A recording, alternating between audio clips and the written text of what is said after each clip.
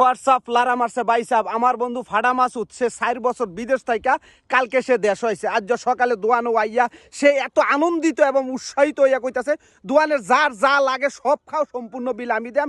সে এত খুশি। তো আমাদের এলাকার আয়সার বাপ উইটা করে কিরে ফাডা মাসুদ তোরা এত খুশি হঠাৎ করে কারণ কিতা? তুই সবারে খাওয়াইতে পাগল হয়ে গেছস, কারণটা কিতা? কয় কাকু আমার বউর ঘরে ফুট হইছে, এ খুশিতে তোমরা যার ইচ্ছা তা খাও। তখন আমাদের এলাকার যে আয়সার বাপ উইটা অস্তাক ফুরিল্লা, তুই 4 বছর বিদেশ আছে, তোর বউর ঘর আবার ফুল হয় কেমনি? কয় কাকু কিতা জানি, কয় আমি বিদেশ থাকতে আমার বউ আমারে কইছে আমি যদি দেশ আই আমার বউ আমারে সারপ্রাইজ দিব, আর উপরওয়ালা যা দিতায় জব্বর মে বারকে দিতায় আল্লাহ আমারে দিছে, আমি খুশি, তোমার সমস্যা কিতা?